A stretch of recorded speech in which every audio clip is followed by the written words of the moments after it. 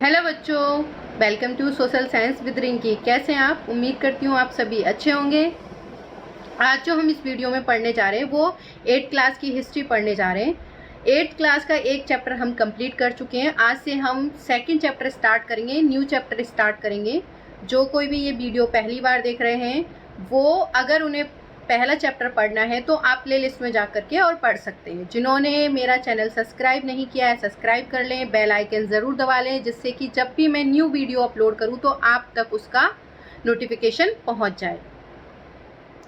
आज जो हम स्टार्ट करेंगे वो सेकंड चैप्टर स्टार्ट करेंगे और सेकंड चैप्टर का नाम है व्यापार से साम्राज्य तक कंपनी की सत्ता स्थापित होती है। ठीक है, देखो हमने जो पहला चैप्टर पढ़ लिया कैसे कब कहाँ, ये आपका देखो 6 में भी है, 7th में भी है, 8th में भी है। वही चैप्टर का नाम है। हमने स्टार्टिंग पढ़ी थी कि हम जो 8th क्लास में पढ़ने जा रहे हैं वो कौन सी हिस्ट्री होगी। हमने एक तरह से देखा कि किस तरह से उन्होंने मतलब हिस्ट्री को डिस्ट्रीब्यूट किया था। तो हम एक तरह से कहते हैं कि जो 8th क्लास की है वो मॉडर्न हिस्ट्री है। मॉडर्न फिर हमने देखा कि वो मॉडर्न ना होके जो इंडियन पर्सपेक्टिव से हमने देखा कि वो कौन सी है, औपनिवेशिक हिस्ट्री। तो हम वही हिस्ट्री पढ़ेंगे इस पूरे बुक में, पूरी 8th क्लास में। तो उसी के कंटिन्यूएशन में हमारा जो सेकंड चैप्टर स्टार्ट होता है कि जो ब्रिटिशर्स आए थे या जो वो यहाँ बिजनेस के लिए आए थे, व्यापार के लिए आए थे, और किस तरह से मतलब उन्होंने अपनी सत्ता स्थापित कर ली थी, जो कंपनी आई थी। तो हम ये जो कंपनी की बात कर रहे हैं, यहाँ कोई ऐसी नॉर्मल कंपनी की बात नहीं हो रही है, यहाँ पर बात हो रही है ईस्ट इंडिया कंपनी की बात हो रही है। तो ये चैप्टर आपका जो बताएगा कि किस तरह से ब्रिटिशर्स जो आए यहाँ पर बिजनेस के लिए आए, फिर धीरे धीरे वो लोग यहाँ पर कैसे इस्टेब्लिश होने लगे थे। हम इस वाले चैप्टर में देखो काफ़ी कुछ कवर करेंगे। जैसे हमने जो शुरुआत का इंडिया देखेंगे कि जो ब्रिटिशर्स आए थे उससे पहले इंडिया कैसा था, उसके बाद मतलब पूर्व में जो इंडिया था, जैसे ईस्ट इंडिया कंपनी आई थी वो क्यों आई थी, उसका शुरुआत में पर्पस क्या था, बाद में चीज़ें कैसे चेंज हुई थी, जो कंपनी है उसने व्यापार करना कैसे शुरू किया। फिर उसके बाद हम इसमें कुछ युद्ध भी पढ़ेंगे, कुछ वॉर भी जो मेन रहेंगे, जिनकी वजह से यहाँ पर आप कहेंगे कि एक तरह से जो ब्रिटिशर्स हैं, अंग्रेज़ हैं, उनके पैर मजबूत हो गए, मतलब उनका शासन स्थापित हो गया। कौन से ऐसे युद्ध थे जिन्होंने ये मतलब आप कह सकते हो कि ये सारी एक तरह से मतलब उनके पैर मजबूत कर दिए। तो इन युद्धों के बारे में, जैसे प्लासी हो गया, बक्सर हो गया, इन युद्धों के बारे में आप पढ़ोगे। दूसरा, उसके बाद आप जो कंपनी ने कैसे अपने शासन को फैलाया, स्प्रेड कैसे किया, लोगों पे शासन करना कैसे शुरू किया था। फिर उसके बाद में इस चैप्टर में आप टीपू सुल्तान के बारे में भी पढ़ोगे। फिर टीपू सुल्तान और जो मराठास थे उनके बीच युद्ध, वॉर, उनको भी पढ़ोगे।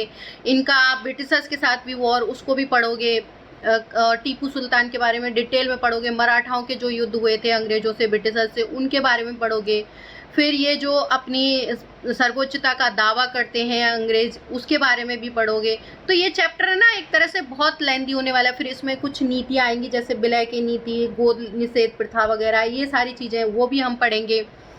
उसके बाद हम मतलब जो संधियाँ वगैरह, जो ट्रीटी वगैरह हुई थी वो पढ़ेंगे। और इसमें आपका मैप वर्क भी है और बहुत अच्छा खासा मैप वर्क है। आप देखोगे आधे से ज़्यादा जो मैप है इसमें यूपी में आएगा, यूपी से ज़्यादा जगह कनेक्टेड है इसलिए।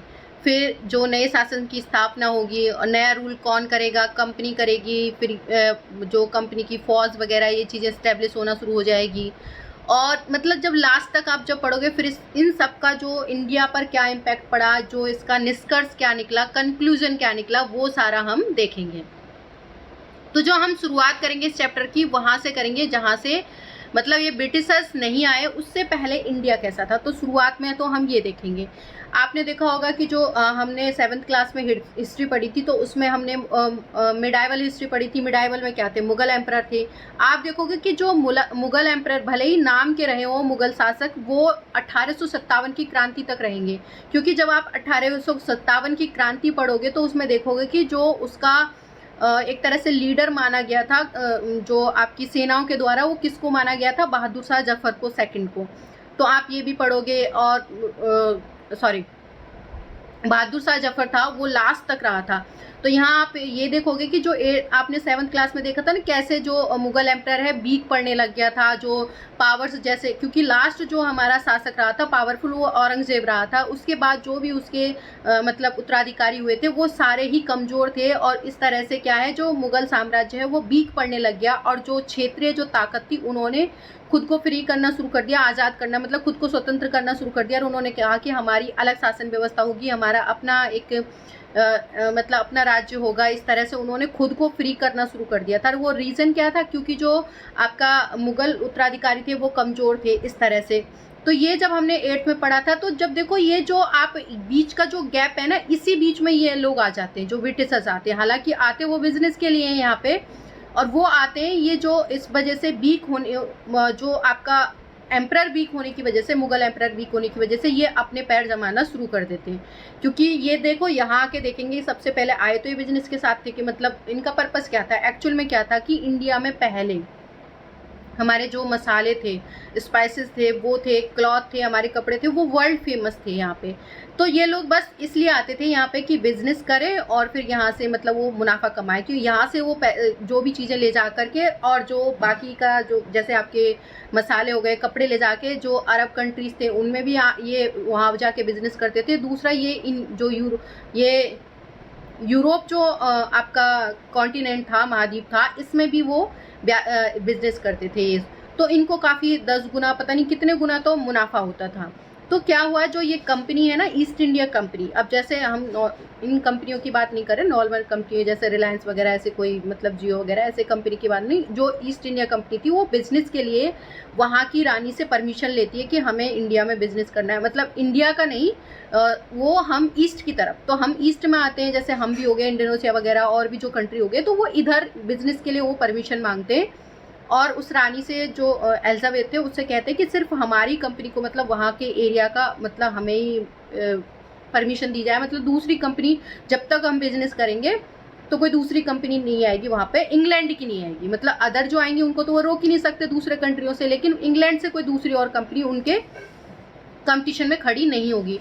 तो यहाँ वो सिर्फ एक बिजनेस के लिए आए। फिर अब देखो वहाँ से उन्होंने परमिशन ले ली वहाँ की रानी से, तो यहाँ से, यहाँ जब बिजनेस करेंगे तो यहाँ से भी परमिशन लेनी पड़ेगी, तो यहाँ इनको परमिशन दे दी जाती है। और वही कहते हैं सबसे बड़ी गलती थी इंडिया की कि इनको बिजनेस के लिए हाँ कर देना। हालांकि और जो कंपनियां भी आएंगी, आप देखोगे कि शुरुआत में जो कंपनी थी पुर्तगीज आएंगे, सबसे पहले पुर्तगीज ही आए थे, पुर्तगाली आए थे सबसे पहले। आप देखोगे जैसे वास्को डी गामा आए थे तो उन्होंने समुद्री मार्ग की खोज की थी इंडिया की।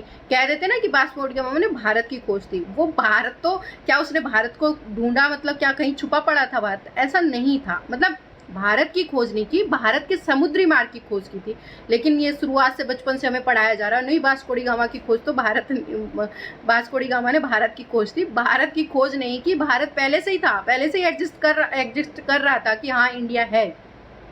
एक्चुअल में क्या था, जो वे था, जो रास्ता था वो उसने खोजा था, एक दूसरा रास्ता, वो भी दूसरा, क्योंकि ट्रेड तो बहुत पहले से चाइना से उनसे हो रहा था, मतलब चल रहा आ रहा था बहुत टाइम पीरियड से, मतलब और अदर कंट्रियों से। तो क्या हुआ कि जो चाइना से होके जाते था, जो भी ट्रेड होता था इंडिया का चाइना से होके होता, तो चाइना ने क्या हुआ कि रास्ता बंद कर दिया था, एक ब्लॉक कर दिया था, तो दूसरा रास्ता जो आपके दक्षिण की तरफ से इधर से खोला था ना, तो वो था उधर बिजनेस के लिए, जो आप इधर की तरफ आओगे तो वो रास्ता जो उसने खोला वास्को डी गामा ने, मतलब ढूंढा, खोजा, तो उसी को हम कह देते हैं कि इंडिया की खोज वास्को डी गामा ने की। तो इंडिया की खोज नहीं की थी, इंडिया के जो समुद्री मार्ग की खोज जो की थी वो वास्को डी गामा ने की। तो इससे मतलब हमें ये लगता है कि जो सबसे पहले पुर्तगीज आए थे, और पुर्तगीज सबसे पहले आए, गए भी सबसे बाद में थे। आप बीच में देखोगे फ्रांसीसी भी आएंगे, डच भी आएंगे, सारे देश से आएंगे, सिर्फ एक ब्रिटिशर्स ही नहीं आए थे यहाँ बिजनेस के लिए, अदर देशों से भी कंपनियां आई थी। लेकिन जो इनको परमिशन दे दी थी वहाँ से एलिजाबेथ ने, यहाँ पे भी इनको परमिशन मिल गई, और धीरे धीरे यहाँ से इन्होंने बिजनेस करना शुरू किया। अब यहाँ देखा कि इन्होंने देखा कि लोग मतलब बहुत जल्दी, एक तरह से कह नहीं सकते कान के कच्चे, एक तरह से फूट बहुत ईजीली डल जाती है लोगों में, तो वो उन्होंने ऑब्जर्व किया। फिर धीरे धीरे यहाँ पर इन्होंने अपना साम्राज्य विस्तार करना शुरू कर दिया था, जिससे इनके जो जितने भी कच्चे माल वगैरह थे, जितना भी रॉ मटेरियल था, उन पर अपना अधिकार जमाना शुरू कर दिया। फिर उसी टाइम में आप देखोगे 18th सेंचुरी में क्या हो जाता है कि वहाँ पर आपके औद्योगिक क्रांति आ जाती है। तो उसमें क्या है, औद्योगिक क्रांति में मशीनें वगैरह यूज़ हो रही है, मशीनों से चीज़ें प्रोडक्ट होने लगती हैं, प्रोड्यूस होने लगती है, उत्पादन होने लगता है, प्रोडक्शन होने लगता है। तो यहाँ से ये लोग क्या करते थे, कच्चा माल लेते थे और वहाँ भेज देते थे और वहाँ से वो तैयार माल लाते। अब देखो यहाँ इंडिया फ्री में, पहले अगर ये कोई चीज़ ले रहे थे तो उसके लिए इन्हें पे करना पड़ रहा था, या गोल्ड दे रहे थे या कुछ ऐसा। अब इनको कुछ नहीं करना, जब इनका साम्राज्य स्थापित हुआ, इन्होंने अपने कंट्रोल में किया, तो इन्होंने देखा कि यहाँ तो हम रेवेन्यू इकट्ठा करके उसी पैसे से कच्चा माल लेते थे और उस पैसे को क्या, उससे कच्चा माल को भेज के वापस से प्रिपेयर माल लाते और उनके लिए तो अच्छा खासा मार्केट भी तैयार हो जाता था इंडिया का। क्यों? क्योंकि यहाँ के लोग जो मतलब जो यहाँ के छोटे छोटे उद्योग वाले जो लोग थे, वो बहुत टाइम में चीज़ें बनाते थे, हाथों से बनती थी, क्योंकि मशीनें नहीं थी, तो वो चीज़ें महंगी पड़ जाती थी। अब लोग देखो, जब आपके पास चॉइस है सस्ती और महंगी की, तो ऑब्वियस सी बात है आप सस्ती की तरफ ही जाओगे।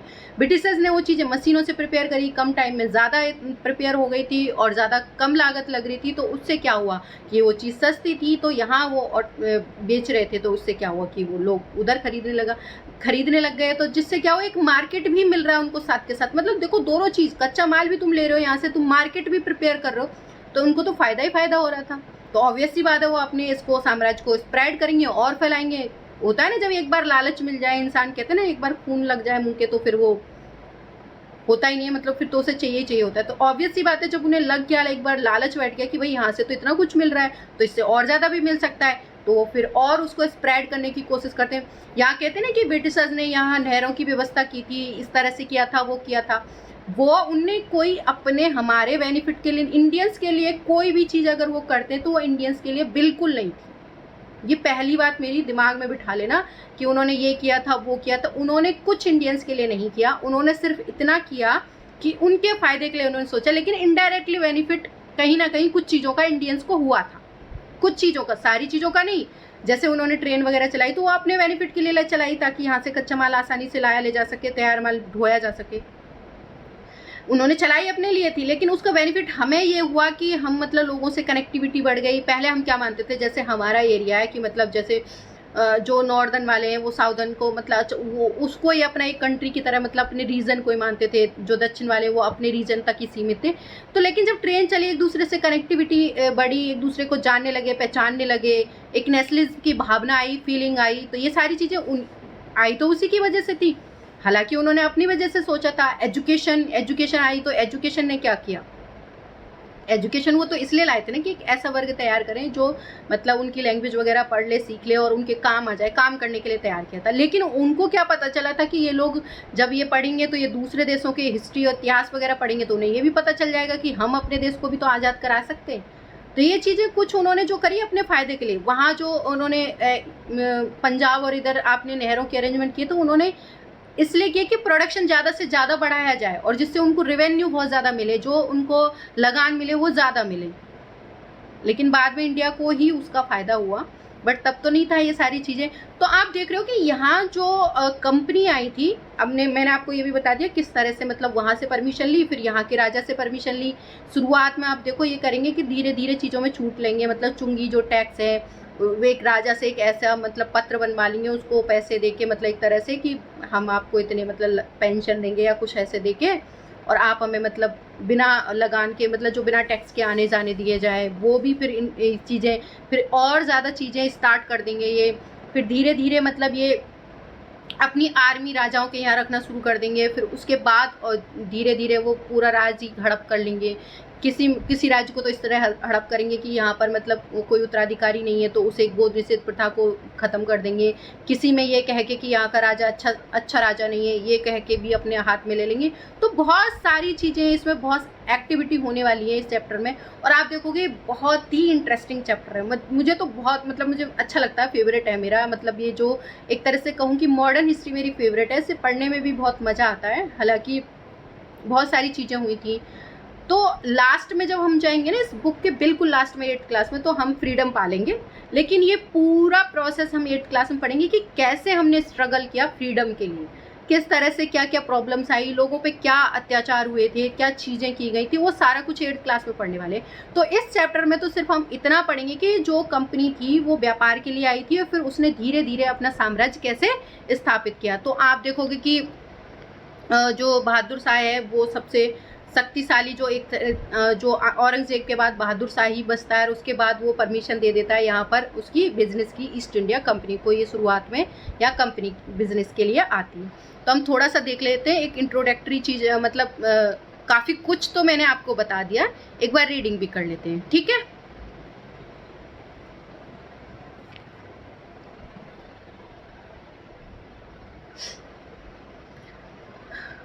मुगल बादशाहों में औरंगजेब आखिरी शक्तिशाली बादशाह थे। मतलब जो आखिरी, अगर हम देखें कि जो शक्तिशाली शासक थे, तो उनमें सबसे आखिरी कौन रहे थे? औरंगजेब।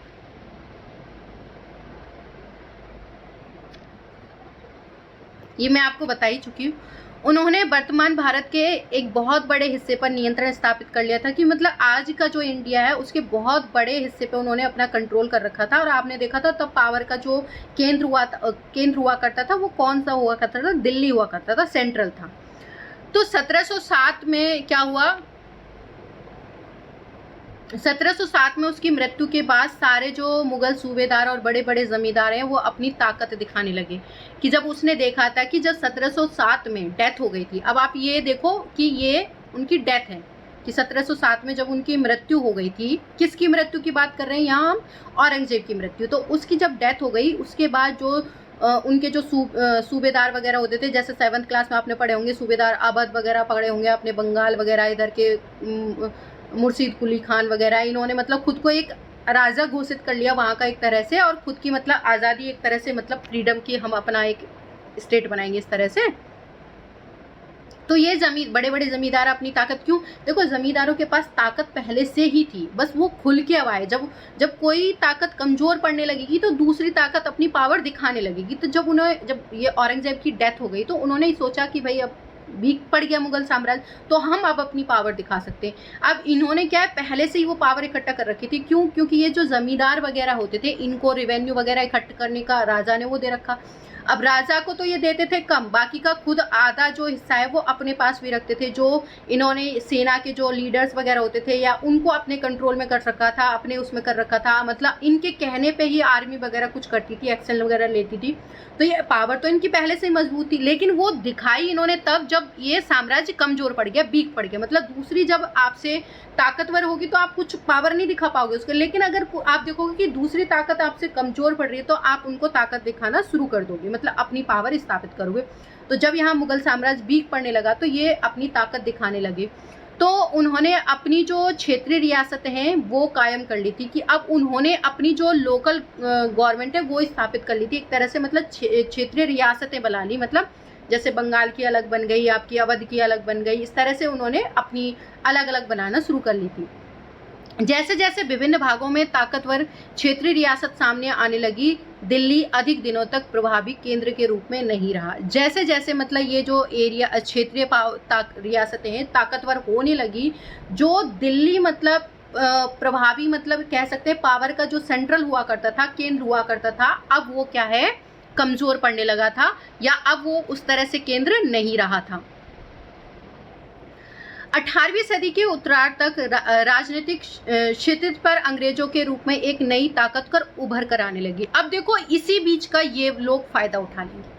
क्यों? क्योंकि आपस में जो मुगल और उनमें तो चल ही रहा था, जो आपके जो सूबेदार वगैरह होते थे, अब उनमें सूबेदारों में भी तो बहुत सारे क्षेत्रीय जो पावर्स थी उसमें बहुत सारे लोग होंगे, हर कोई मतलब अपनी पावर बढ़ाना चाहेगा। ये उनको क्या है, लालच देते हैं। जैसे आपने 7th क्लास में पढ़े थे ना कि उसको आपस में लड़ा देते, फूट डाल के आपस में लड़ाते तो पावर, और फिर बाद में अपने जो कठपुतली जो सूबेदार है उसको बिठा देते हैं पावर पे, जो अंग्रेजों के लिए फायदा करता है, जो जैसे जैसे करते जाते हैं वो उनके हिसाब से मतलब रूल्स बनाते जाते हैं। जो इनकी नहीं मानता उनको वापस से दूसरे की तरफ से युद्ध लड़ के उसको फिर हटा देते थे ये।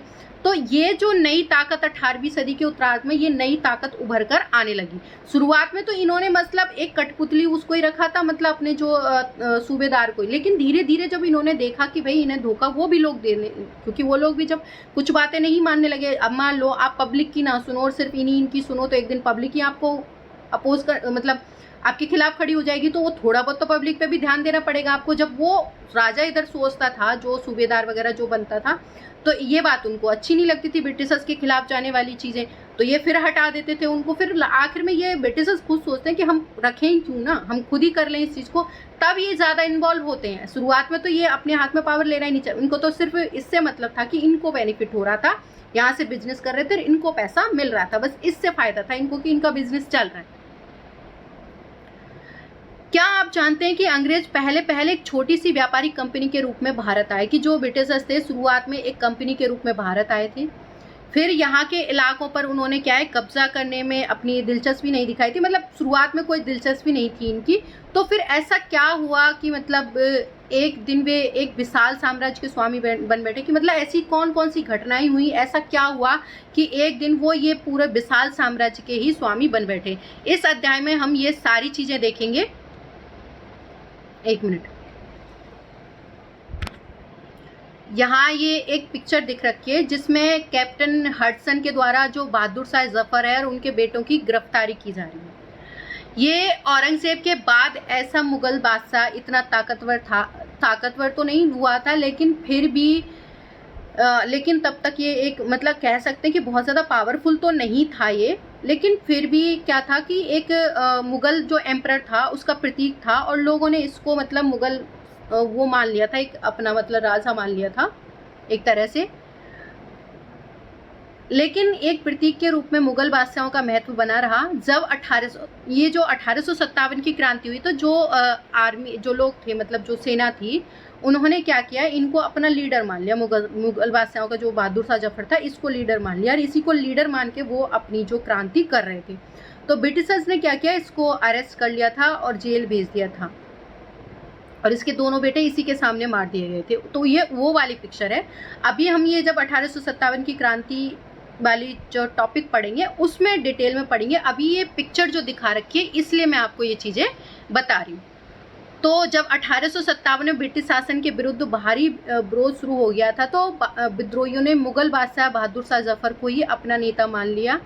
और जब विद्रोह कुचल दिया गया, मतलब जब विद्रोह कुचल दिया, उसको बंद कर दिया, तो उन्होंने क्या किया कि जो कंपनी थी उन्होंने बहादुर शाह जफर को देश छोड़ने के लिए मजबूर कर दिया, और उनके बेटे को उन्हीं के सामने देश छोड़ने के लिए मतलब उनको रंगून की जेल में भेज दिया था, और उन्हीं के सामने क्या है उनके बेटे को मार दिया था इन्होंने।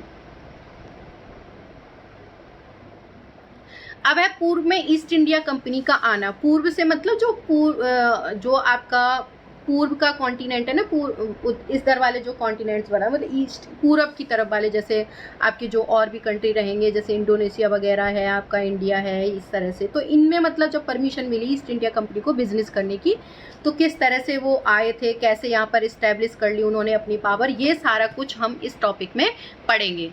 अब ये जो है हम स्टार्ट करेंगे कल से, क्योंकि आज हमारे लिए सिर्फ एक इंट्रोडक्टरी पार्ट था। कल से ये टॉपिक स्टार्ट हो जाएगा और उसी हिसाब से हम टॉपिक करेंगे। वीडियो देखने के लिए थैंक यू सो मच। जिन्होंने चैनल को सब्सक्राइब नहीं किया सब्सक्राइब कर लें, बेल आइकन ज़रूर दबा लें, जिससे कि जब भी मेरी वीडियो अपलोड हो आप तक इसका नोटिफिकेशन पहुंच जाए। Thank you so much.